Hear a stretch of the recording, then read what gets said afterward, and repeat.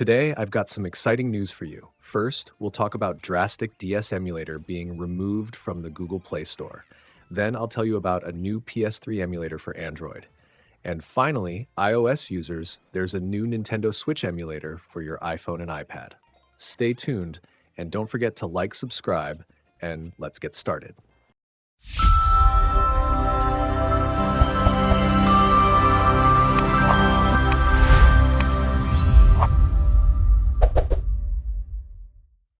So it turns out that one of the most popular Nintendo DS emulators for Android, DraStic, has been removed from the Google Play Store. Yes, you heard that right. If you try searching for DraStic now, you'll just see an error message saying URL not found. So what exactly happened here? Let's dive into the details. First off, many people were quick to assume that Nintendo might have taken down DraStic as part of their well-known legal crusade against emulators. You might remember that Nintendo has aggressively gone after projects like Yuzu, Citra, and even Ryujinx, leading to massive legal battles and settlements. But as it turns out, the situation with DraStic is a bit different. The removal from the Play Store wasn't a sudden government or legal intervention. Instead, it appears to be a move that was planned well in advance by the developer, Exophase. Last year, when DraStic was switched from a paid app to a free one, like Exophase mentioned on various forums and even on Discord that he intended to eventually remove the emulator from the Google Play Store.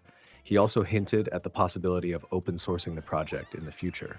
This decision seemed to be a strategic one, a proactive step rather than a forced hand. By removing it himself, Exophase might be trying to preempt any potential legal complications and perhaps even foster community involvement by eventually letting developers help update and improve the emulator. Now, what does this mean for you as a user? If you're one of those lucky ones who already have DraStic installed on your device, then you're in the clear. You can continue enjoying your favorite DS games without any interruption. However, if you're new to DraStic or were planning to download it fresh, you'll now need to be extra cautious. Since it's no longer available on the official Play Store, you'll have to rely on third-party APK sites to get it. And trust me, when it comes to downloading from unofficial sources, safety is key. Make sure you only download from reputable sites to avoid malware or other security risks. So what's the broader impact of this move? For the emulation community, this isn't just about losing a download link. It's a reminder of the delicate balancing act between innovative software development and the looming threat of legal action from major companies like Nintendo. Even though the decision to remove DraStic was made by its own developer, the very fact that it's happening now speaks volumes about the increasingly hostile environment for emulator developers.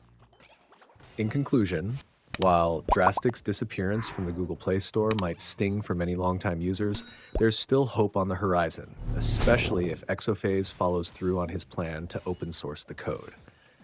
That could mean even more innovation and updates from the community in the near future. Next up, we have a new native PS3 emulator on Android. So Aram, you can now run PS3 games on your Android device thanks to a brand new emulator called PS3E. Now, you might be thinking, hold on, didn't we already have PS3 Emulate PC through RPCS3? You're right, but there's a big catch. The developers of RPCS3 have always made it clear that they weren't interested in bringing the emulator to Android. The only workaround was using WinLater, which lets you run Windows apps on Android, but it's super slow and requires a lot of powerful hardware. So PS3E is kind of a game changer, being the first attempt to bring native PS3 emulation to mobile. But before you get too hyped, there are some red flags you should be aware of. First, we don't know much about the developer behind PS3E.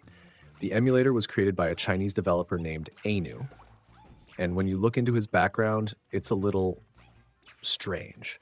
He describes himself as someone who missed his 9 years of compulsory education, is unemployed, and lives a quiet life in the countryside. Yeah, not exactly the most reassuring backstory for an emulator developer, right?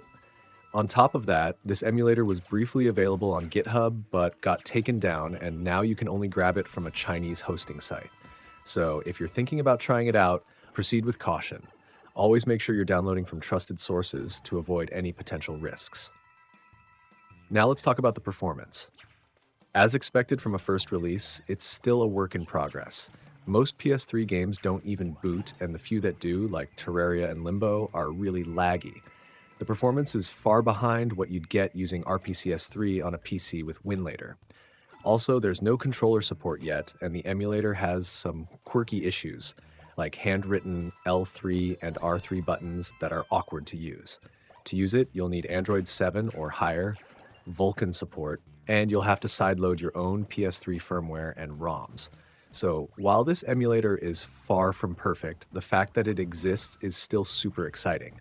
If the developer keeps working on it, it could be the beginning of something huge for mobile emulation. Would you give this a try, or is it just too early to mess with? And now for the biggest news for all the iOS gamers out there. MeloNX, a new Nintendo Switch emulator for iPhone and iPad, has officially launched.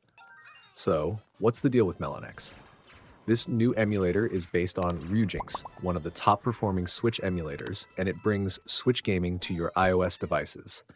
That means you can play your favorite Nintendo Switch games right on your iPhone or iPad, and get this, it's optimized for better performance, even on lower-end devices.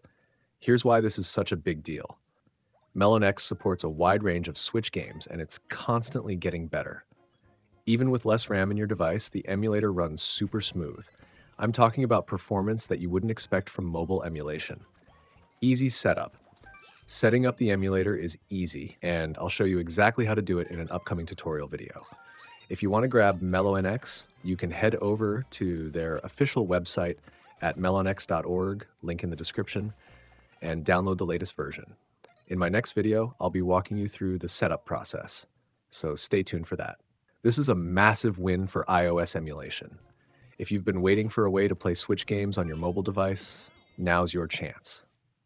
MeloNX is going to get even better, and I can't wait to see what's in store. So what games are you excited to play on MeloNX? Let me know in the comments, and don't forget to like, subscribe, and hit that bell icon so you don't miss any future updates. You won't want to miss the next video. As always, hit that like button, subscribe, and don't forget the bell icon so you're the first to know about the latest emulation news. Catch you in the next one, guys.